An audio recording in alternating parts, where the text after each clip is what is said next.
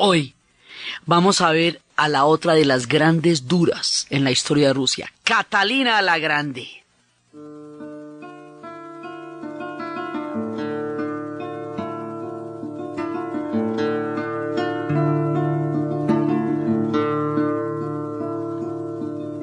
По дороге в Загоз, понимаешь невольно, что осень.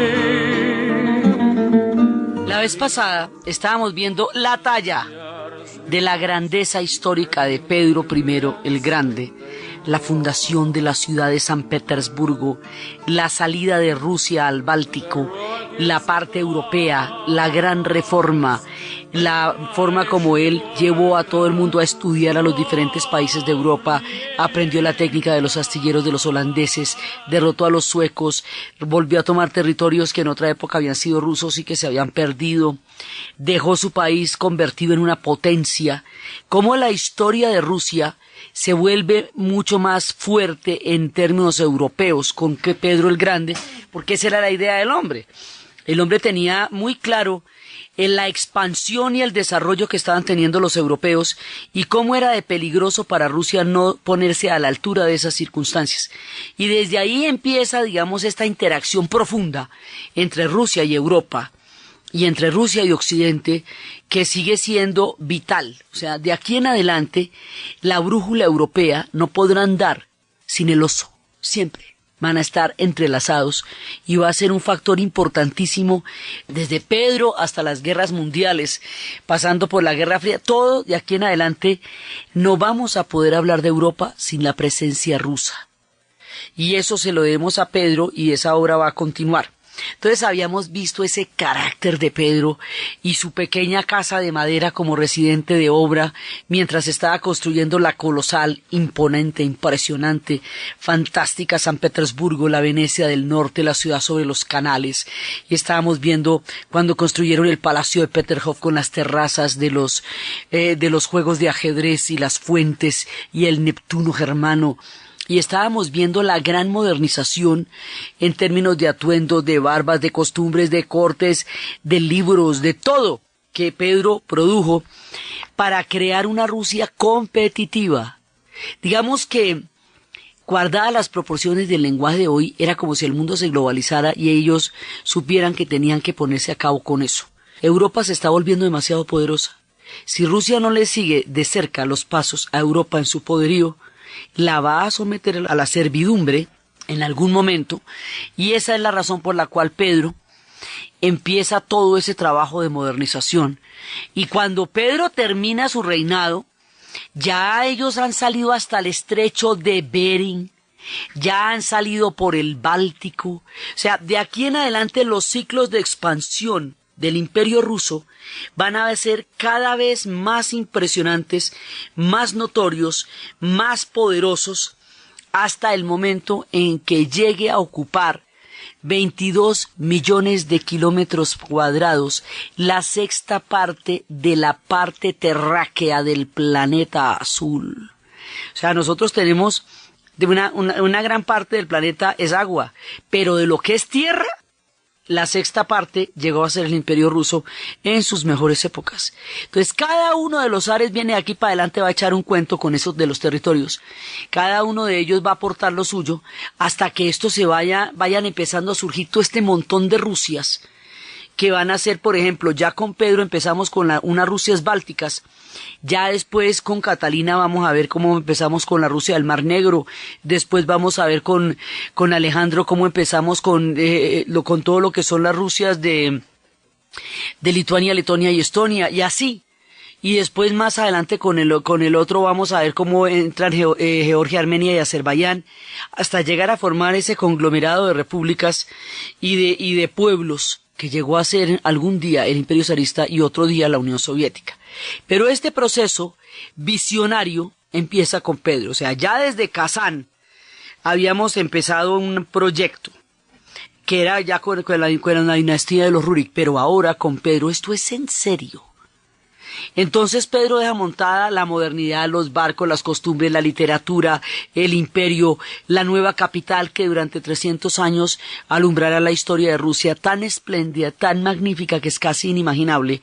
Él montará San Petersburgo y lo hará en su nombre, por él, San Petersburgo.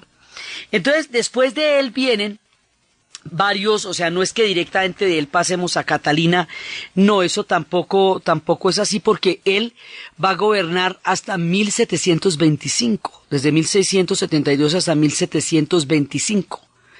Y su esposa era Catalina I, que habíamos dicho que era una campesina, que llegó a ser amante de un general, de Menshnikov, y cuando la vio Pedro le dijo, no, esa mamacita está muy bonita, hágame el favor y me la rueda para acá. Y por supuesto, Zar mata a general, entonces él le cedió su preciosa mujer, y esta mujer, como habíamos visto, le dio la talla a Pedro el Grande. No fue su esposa la que le habían designado, porque esa mujer nunca lo comprendió y tuvo con ella un problema, con ella y con su hijo toda la vida. Fue esta mujer de origen campesino, que entendió la grandeza de Pedro el Grande y estuvo a su lado en la fundación de San Petersburgo y en la creación de la Gran Rusia.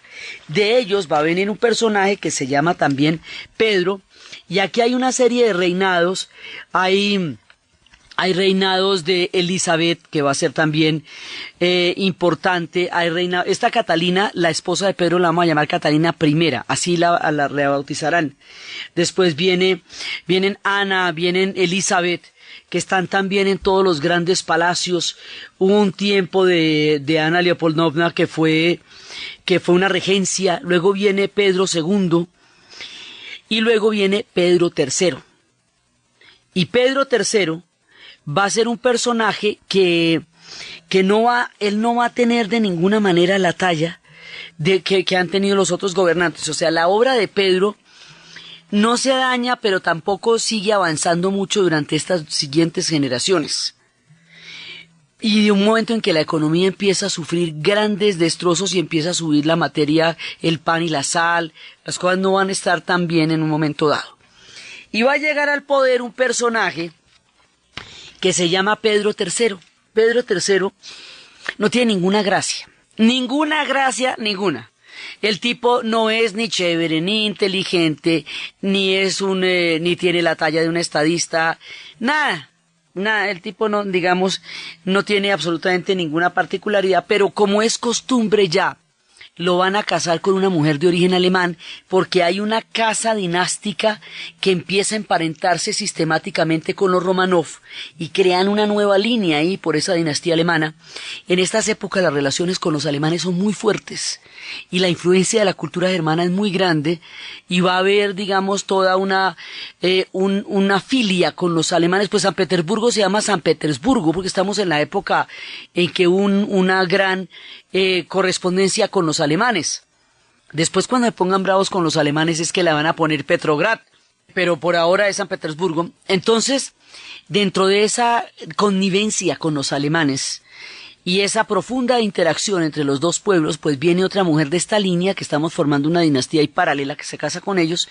Es una mujer que se le va a conocer con el nombre de Catalina II. Ellos se casan a los 16, ella tenía 16, él tenía 17 años, a ella la escogen para esposa de Pedro. La mujer llega allá, llega pues a la corte, común y corriente. Isabel Petrovna la escoge a ella para esposa de Pedro. Esta mujer, Catalina, hablaba italiano, hablaba alemán, hablaba francés, bailaba muy bien, era una magnífica jinete, era una mujer culta, cultivada, tenía todas las características de una gran princesa heredera. O sea, estaba muy bien, era una mujer muy, muy, muy chévere, y la escogen. Y resulta que Pedro III, cuando vemos que Pedro III no sirve para nada, pero además tampoco sirve para hacerle un hijo a ella, sexualmente hablando no funciona para ella, no funciona en ningún sentido. Entonces esta mujer, que lo que le sobraba era carácter, Ella se enamora de Rusia, ella va a amar a Rusia como nadie, tanto que cuando le hacían los sangrados que se usaban en la época, ella decía que le quitaran la sangre alemana, que no quedara sino la rusa, que ella todo le debía a Rusia, hasta su nombre, todo, para ella era Rusia, ella amó a Rusia como todos los zares la amarían. Entonces esta mujer va a tener muy buenos nexos con el ejército, y va a tener nexos con Orlov, y va a tener nexos con Potemkin, Grigori Potemkin. Y cuando ella ya tiene todo listo, hace una conspiración con el apoyo del ejército, mata a su marido y se corona ella misma zarina. Y se vuelve zarina, emperatriz zarina de todas las Rusias. Y a ver, ¿y quién dijo?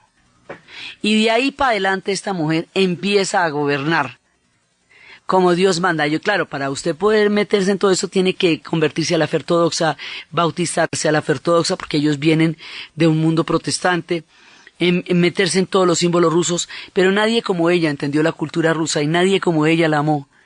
Y ella lo que quería era gobernar esa Rusia, que necesitaba tanto una mano para salir adelante en ese momento, y que con ella María ahí pintado en la pared, el señor está literalmente pintado en la pared, ella lo despintó, tin, lo sacó, lo mató, por allá lo llevó para otro lado, sí, y empezó a gobernar. Ella tenía un sistema de favoritos, un sistema de amantes, en el cual, y tenía, como poquísimas mujeres en la historia, un buen sentido el casting con los hombres, es decir, daba con los que era. Entonces lograba encontrarse unos tipos regios en términos de gobierno, de poder, de manejo de la política y de manejo de la relación con ella. Hizo de los favoritos, claro, antes Isabel y Ana Ivanovna, ellas también tuvieron sus amantes, también eso pasaba, pero esto se va a volver una institución con Catalina. Y ella va, digamos, a encontrar, esa es una manera de establecer un casting de gobierno también, el que ella va a tener. Y va a ser equipo con ellos. Sí, es un equipo en todo sentido, pero es un equipo de gobierno y es un equipo de trabajo. Y ella va a tener gente muy célebre ahí. Grigori Potemkin va a ser un personaje muy importante, pues tanto que el acorazado va a ser después por él. Ese personaje le va, por amor a Catalina y para ofrecérselo a ella, va a conquistar un territorio que ahora va a formar parte integral de nuestro relato, que se llama Crimea. ¿Se acuerda que todo el problema de los rusos es que ellos tienen el control de los ríos, pero no tienen el control de la salida de los ríos? Ahora todo lo que vamos a hacer es para salir al Mar Negro. Todo. Pero por esa zona, en esta época de nuestro relato, están los turcos otomanos. Entonces hay que vérselas con ellos.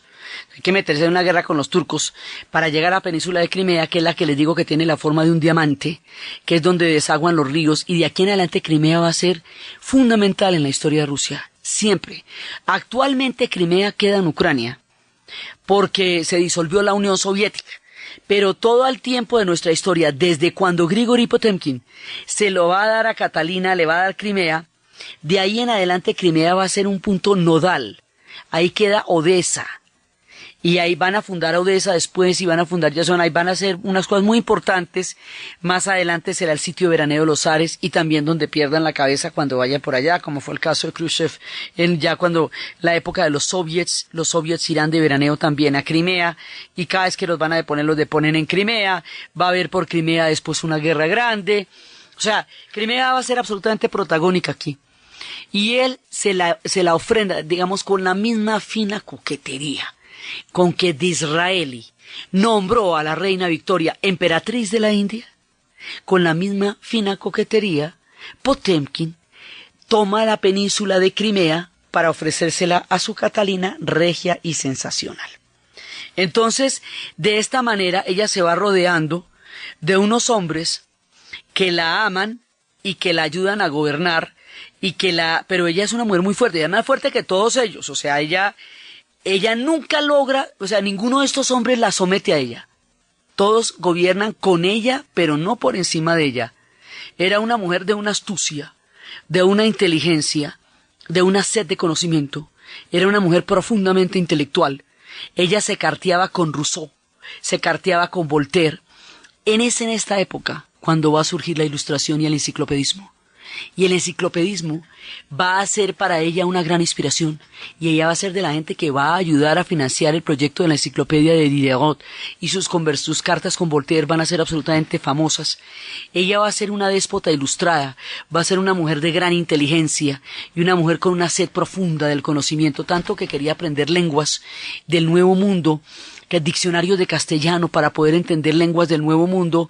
Era insaciable su curiosidad intelectual, era insaciable su capacidad para entender el universo y el mundo donde ella nació, el papel que ella jugaba en su época, y era insaciable también en las materias del amor. O sea, era una mujer completamente apasionada en todos los sentidos y completamente ávida de todo, de los palacios, de la corte, de la vida, del gobierno, de la ciencia, de la intelectualidad, de la política, del amor de los hombres, de los ejércitos, del imperio, de todas esas cosas. Esta mujer era parte de todo eso. Y son todos esos elementos los que le permiten a ella la visión de futuro que ella tendría, que haría la diferencia en el rumbo de Rusia, porque ella es la que recoge la herencia de Pedro y hace que la herencia de Pedro vaya a dar frutos en el futuro y que no se pierda ese gigantesco esfuerzo que él hizo por modernizar a Rusia y convertirla en una par con respecto a las potencias europeas. Catalina continúa la herencia de Pedro. Catalina entiende la misión de lo que Pedro había hecho y pone lo suyo.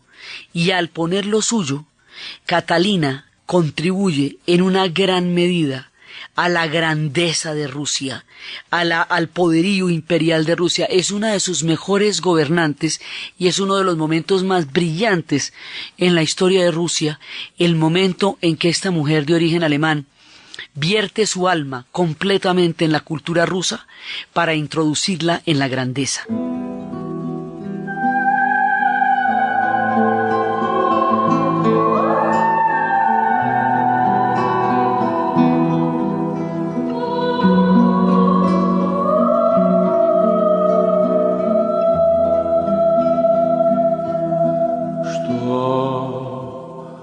Сгрустнулась о тебе,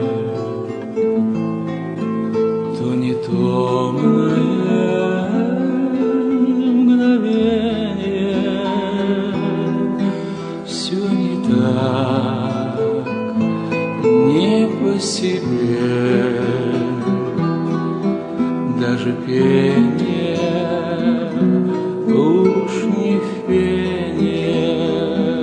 Entonces Catalina, en su avidez por la vida y por la ilustración, se va a conocer con un personaje que en ese momento venía de todas partes, un personaje que venía de Francia, que venía de Austria, que venía de Constantinopla, llamaban ellos todavía, pero ya era Estambul, que venía de todos los lugares, que había atravesado el mundo, que había estado en 1000 batallas, que había formado parte de muchos ejércitos, un personaje que va a llegar allá y va a ser sometido a una cuarentena brutal, porque en esa época tocaba meterlos en cuarentena antes de que entraran a Rusia, y allá metido entre las ratas y las culebras de la isla que quedaba frente a la cuarentena, logró que lo sacaran antes de tiempo y poder llegar a Jasón, que sería una ciudad recién fundada.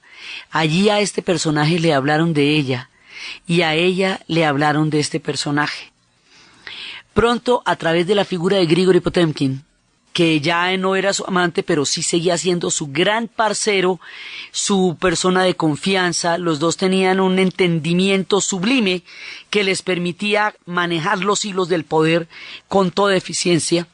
Este personaje va a quedar prendado, Grigori va a quedar prendado de este personaje y lo va a introducir en la corte con Catalina, y Catalina lo va a conocer y él va a conocer a Catalina. Este personaje se llama Francisco de Miranda. Es nuestro Francisco de Miranda, este hombre que estuvo en la Revolución Francesa, en la Revolución Americana, en la Revolución de nuestros países. Estuvo 1 año en Rusia. Estuvo con ella, compartió con ella las lecturas de la Ilustración, le contó historias de la Inquisición española y de la prohibición de los libros que en ese momento se estaba dando y de las quemas de libros. Le contó historias de un proyecto que él tenía, de un sueño que él tenía de liberar un continente que estaba en ese momento bajo el dominio español, y ahora se habría de convertir en un continente libre según el sueño de Miranda.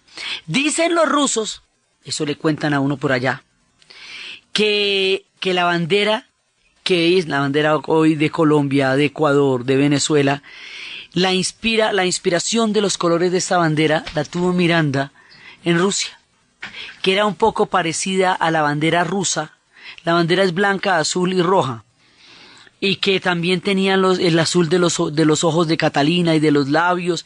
O sea, hay toda una historia en torno a la manera como él se inspiró en la bandera de ese sueño, de ese futuro país en San Petersburgo en presencia de Catalina. Eso le cuentan a uno los rusos por allá, o sea, que la bandera nuestra veniera de allá, de las ideas de Miranda.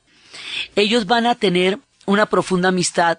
Miranda era un tipo discreto y no alardeaba de nada, así que nunca admitió en público haber sido uno de los amantes de Catalina. Pero Catalina no dejaba títeres sin cabeza, esa, mejor dicho, el que le iban pasando por enfrente de Catalina, y menos un hombre tan interesante, caribeño y todo como Miranda. Pero por boca de él, lo que llaman por boca de él no lo sabemos. Un poco parodiando a lo que después diría Lorca, no quise decir por hombre las cosas que ella me dijo, la luz del entendimiento me hace ser muy comedido. El hombre no dio boleta de nada con ella. Pero esa es de la gran leyenda, es que ellos fueron amantes, además porque Catalina fue amante de todos los personajes que ella conoció. Lo que pasa es que Francisco de Miranda no andaba alardeando de su relación con ella, pero su relación con ella fue importante, fue profunda, y ella le dijo que lo estaban persiguiendo por toda Europa, que los españoles le han puesto precio a su cabeza en todas partes. Entonces ella le va a dar la protección, le va a dar el dinero y le va a dar una serie de pasaportes con diferentes nombres y le va a dar redes de embajadores rusos por toda Europa que le permitan al hombre desplazarse por el continente y que lo cojan preso. Y es así como él va a poder continuar la correría, porque ella le dice, quédese en Rusia, hombre. Por fuera de Rusia usted está en un peligro terrible. Él dice, pues yo me quedaría. Nunca han sido más atentos conmigo, no he sido mejor reconocido en ninguna parte. Estoy matado con Rusia, pero matado. Pero yo tengo un sueño muy grande que tengo que ir a cumplir, y por ese sueño no me puedo quedar. Y es así como él se devuelve. Cuentan cuando, en sus diarios y todo, cuando la primera vez que llegó a Rusia y estaba en la corte y de pronto ve el barómetro y está marcando 32 grados bajo cero. El hombre que era de Caracas no la podía creer. Entonces, ahí va aprendiendo a amar esa cultura gélida y a esta mujer apasionada en medio del frío. Y esto le da a él la libertad, la movilidad, el patrocinio, el apoyo y la cobertura para seguirse manejando por Europa y continuar con sus planes. Después él llegaría a Francia, y cuando llegue a Francia está a punto de reunirse la Asamblea General que dará origen a la Revolución Francesa. Este periodo es anterior a cuando las revoluciones sacudan la vida de Miranda, hasta cuando algún día, entregado, morirá en Cádiz. Pero este personaje forma parte de esta galería de Catalina, es nuestro Francisco de Miranda. Catalina lo que va a hacer es entender que intelectualmente hablando, Rusia tiene que tener la formación de una clase que pueda desarrollar un intelecto, porque ella entiende a partir de las ideas de la Ilustración que el conocimiento es lo que libera a los pueblos, que es importante que un pueblo sea ilustrado. Ahora, ella toma con beneficio de inventario las ideas de la Ilustración. ¿Quiere decir eso que el cuestionamiento al derecho divino de los reyes y la soberanía popular y eso, ni hablar? Porque estos son autócratas. No. Estamos hablando de la importancia del gobernante como un gobernante ilustrado y de la importancia de que un pueblo tenga una dirección de un pensamiento que lo preserve del tiempo, o sea que efectivamente la influencia de la enciclopedia y de la Ilustración le da un rumbo histórico a Catalina para Rusia, y ella se va a poner a desarrollar un proyecto pedagógico gigantesco. El proyecto pedagógico que Catalina va a desarrollar va a rendir los frutos más inusitados. Quien trabaja para la educación trabaja a largo plazo, trabaja para el futuro, trabaja con bases muy sólidas que probablemente no llegue a ver. Ella montó toda una intelectualidad a partir de su propio carácter y de sus relaciones con toda la gente del enciclopedismo. Y esa intelectualidad y esas escuelas para señoritas también, ella empezó las escuelas para señoritas, ella empezó a impregnar a Rusia de los espíritus y de las ideas de la Ilustración. Una de las principales influencias que tuvo la Ilustración, que ha sido en todo el mundo, que sí es la madre de las revoluciones de nuestro continente, fue en Rusia. Y fue a través de Catalina. Fue ella quien empezó a dar marcha a estas ideas en el contexto ruso. El resultado de las gestiones que Catalina empezó en su tiempo, más de 100 años después, traerían como consecuencia el surgimiento de una de las generaciones más brillantes en la historia literaria mundial, que haría que la literatura rusa se universalizara y empezara a conformar parte del espectro de la gran herencia de la humanidad. El resultado de estas gestiones haría posible que más de un siglo después existieran hombres como Tolstoy, como Dostoyevsky, como Turgenev, como Gogol, como Pushkin. O sea, toda la generación de grandes escritores rusos, todos aquellos que han comprendido el alma humana en el tortuoso camino de su cultura, son hijos de Catalina, del proyecto de la Ilustración de Catalina, 100 y pico años después. Este esfuerzo muy grande que Catalina hizo traería una intelectualidad profunda, poderosa, vigorosa, que le daría a Rusia un rumbo increíble. Nunca se pierde un esfuerzo que se haga en temas de educación, y Catalina lo sabía con creces, porque entendía perfectamente de qué se trataban las ideas de la Ilustración. Entonces, ese es su logro más duradero, el haber entendido a cabalidad de qué se trataba y para qué le servía a un pueblo ser consciente de la importancia y del legado de la Ilustración.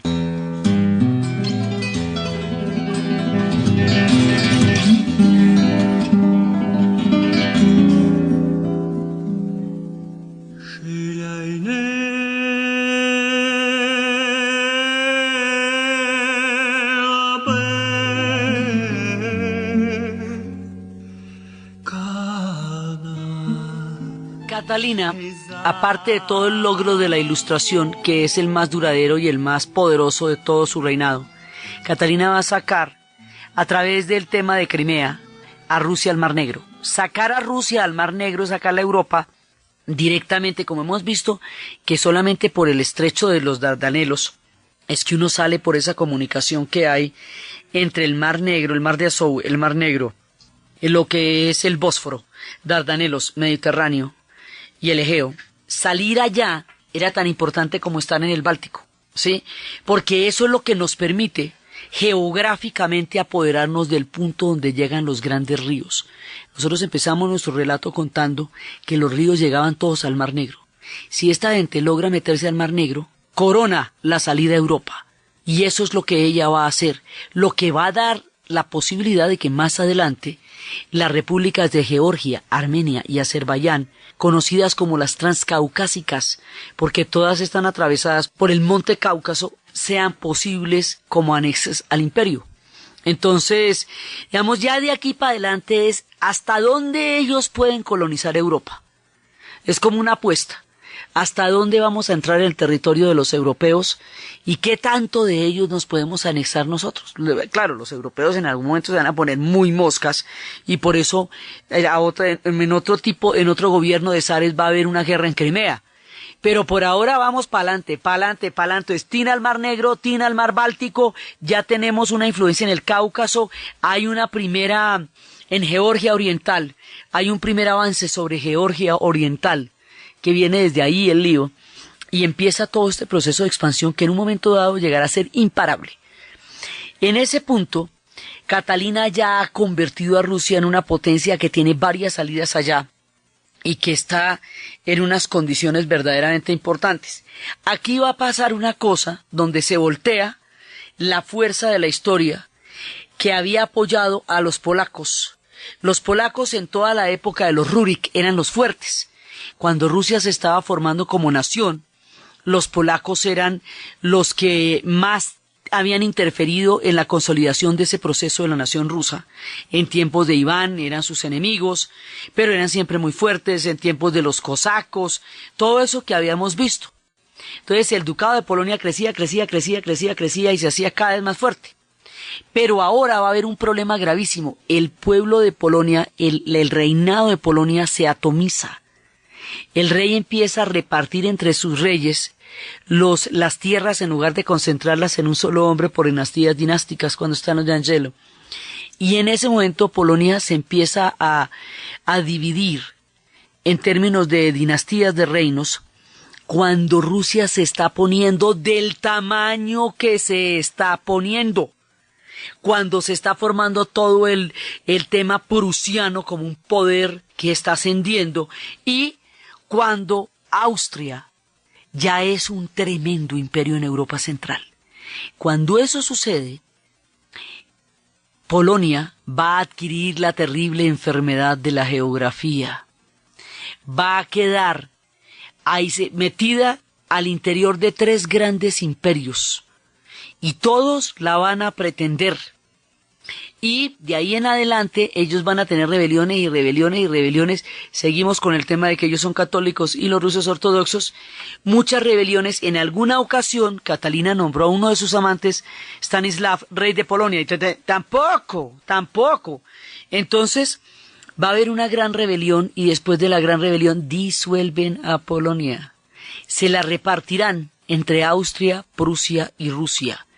Y durante 150 años, Polonia va a dejar de existir y será una patria solo en el recuerdo de lo que en el futuro será la música de Chopin y de lo que será la imagen de la Virgen de Chostachowa, que para siempre estará con ellos en los momentos de adversidad como única figura que los apoyó. Entonces Polonia pierde totalmente el favor de la historia, que había sido siempre parte suya durante toda la dinastía Rurik, y va a padecer la dinastía Romanov.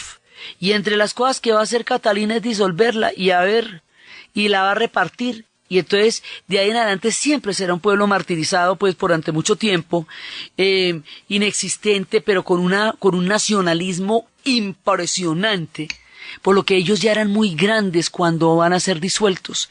Mucho tiempo habían sido poderosos, habían llegado a ser un ducado de gran envergadura, tenido ejércitos muy poderosos, un pasado muy glorioso, para convertirse ahora en pedazos del ímpetu de poder de los nuevos imperios. Y de ahí para adelante Polonia las va a padecer todas, porque después de eso vendrá la era de Napoleón, ellos se van a meter con Napoleón, Napoleón pierde, así que ahí no se va a poder hacer el tema del Estado polaco. Eso solamente será posible después de la Primera Guerra Mundial, y no les va a durar mucho, porque se los van a repartir para la Segunda, y luego les va a llegar el estalinismo, como quien dice que Polonia, desde la era de Catalina la Grande, va a existir durante el breve lapso de las 2 guerras mundiales, y luego va a quedar libre e independiente y única solamente hasta después de la caída de la Unión Soviética. Así va a ser de duro, y la relación entre Polonia y Rusia va a adquirir cada vez ese tono más dramático, más trágico, más aterrador, hasta llegar a convertirse en un odio visceral, en una impronta terrible de la historia, hasta llegar a ser una cosa muy dura, porque con Catalina marcamos el comienzo de la tragedia de la historia polaca. Y solamente hasta ahoritica, o sea, hasta los 90s, es que los polacos existen como polacos con su estado, y pues tanto que tenían que pedirle permiso a ellos en la misma disolución de la Unión Soviética y todo para que pudieran reanudarse las relaciones. O sea, son heridas muy profundas. Esas heridas se abren en tiempos de Catalina, porque en los tiempos anteriores eran los polacos atacando a los rusos, ahora son los rusos atacando a los polacos, y cuando les dé por ahí van a pasar las cosas más dramáticas en la historia. Entonces Catalina, ella de todo hace, o sea, ella va metiéndose en los demás pueblos, se los va anexando, va disolviendo pueblos, va atacando a Crimea, el proyecto ruso, pero ella es una zarina en todo el sentido de la palabra. Ella comprende la geopolítica de su tiempo, y lo que está haciendo es asegurar el mejor lugar posible para Rusia, y de ahí en adelante Rusia seguirá en ascenso y en ascenso y en ascenso. Catalina deja montada toda la plataforma que le permite a Rusia ser una potencia tutelar en el escenario europeo. Дай налюбоваться мне твоим теплом. Дай налюбоваться волей надышаться. Промахал я молодость, когда... En tiempos de Catalina se van a incorporar las islas aleutianas, van a empezar la colonización de Alaska, van a empezar la vacunación contra la viruela, van a fundar la Orden de San Jorge. La Orden de San Jorge es muy importante, esa la fundan en 1769, porque la Orden de San Jorge es una cinta con los colores naranja y negro. El naranja es el del fuego y el negro es el del humo. Esta será la orden de las victorias de Rusia. Y más adelante, durante los días más oscuros de la Segunda Guerra Mundial, esa Orden de San Jorge será su más grande estímulo. 65 años después de terminada la Segunda Guerra Mundial, cuando celebraban el Día de la Victoria, la cinta de la Orden de San Jorge se vuelve el símbolo de la gran victoria de los rusos sobre todas las adversidades de la historia. La cinta estaba en las plazas, en las calles, en los cabellos de la gente, en las trenzas de las mujeres, en los espejos retrovisores de los carros, estaba en las manillas de las personas, estaba en los videos, estaba en todas partes. La Orden de San Jorge es la que los va a acompañar siempre como una forma de darles fuerza en los días oscuros y en los días aciagos, como en los días victoriosos. La Orden de San Jorge siempre los va a acompañar. Por eso va a ser tan emblemática. Esa orden se funda en tiempos de Catalina. Catalina va a crear un palacio. Pero ¿qué les digo yo? ¡El palacio! El palacio de Catalina la Grande es una cosa absolutamente increíble, y allá va a haber un salón de ámbar. Un salón totalmente repujada las paredes en la resina del ámbar. O sea, si usted imagina el ámbar, que es una piedrita para un anillo, para un collar, para unos areticos, usted imagina lo que es coger bloques de eso y armar a un salón de ámbar. Un nivel de lujo en el que vivió Catalina, que también va a ser ese legendario lujo de los zares, que se va a convertir también en una figura muy proverbial de todo lo que se llama el lujo oriental de la corte de los rusos. Es una cosa increíble. Ella va a ser la segunda parte del Hermitage. Lo va a ampliar. Catalina va a traer cuadros de todas partes del mundo. Catalina va a traer los cuadros de Miguel Ángel, de Tintoretto, de Tiziano. Catalina va a traer todo el arte europeo para el Hermitage. Y va a ser tan extravagante en sus impulsos artísticos que las batallas nunca se podían pintar en directo. No existía, digamos, la manera. En una batalla eso es un despelote muy grande. O sea, mi tipo se sienta con el lienzo a pintar una batalla en directo, pues lo barren a cañonazos. Entonces, en una ocasión, en una de las grandes batallas, para que el cuadro quedara fidedigno e insigne con respecto a los sucesos de la historia, Catalina mandó disparar 40 navíos, para que en el fuego de los navíos el pintor tuviera de primera mano la posibilidad de escenificar el papel de los navíos durante la batalla. O sea, así era, y está el cuadro en donde dispararon todo eso para poderlo pintar. Catalina va a crear salones gigantescos, llenos de obras de arte, y lo que hoy es el Hermitage, que es un museo indescriptible. El Arca Rusa nos cuenta lo que hoy es el Hermitage, pero si en alguna parte están los tesoros de la humanidad fuera de Florencia y fuera de Roma, es en el Hermitage. Esa es la obra de Catalina. Entonces la obra de Catalina es el Hermitage, la ilustración, la salida a Crimea, el control sobre el Mar Negro, la modernización y la continuidad de la empresa de Pedro. Ella va a declarar libres los puertos, y al declarar libres los puertos va a permitir que todos los barcos puedan llegar allá, asegura la libertad general del comercio y de la navegación. Entonces impide, digamos, rompe los aislamientos en los que a veces se metía Rusia y empieza a generar fronteras especiales para el comercio y para combatir el contrabando, y funda las academias de estudios de lenguas rusas, y empieza el tratado con Georgia, y eventualmente Georgia se va a convertir en un protectorado de Rusia, se termina de anexar Crimea, y empieza a darles fueros y prebendas a los nobles. Quiere decir que los campesinos no se podrían quejar contra sus señores. El régimen autocrático ruso, las prebendas y el nivel de privilegios que van a tener los nobles, en algún momento va a ser parte de las cosas que estalle con la revolución. Eso, digamos, no se lo van a aguantar ya en el nivel en que eso va a llegar. Entonces, ella va a fortalecer todo este mundo y va a aplastar la dominación polaca, pero fíjese que ella, siendo ilustrada, no piensa, digamos, como en la abolición de los privilegios, que es una parte fundamental de la Ilustración, no, ni en la soberanía popular, no, porque ella es una autócrata.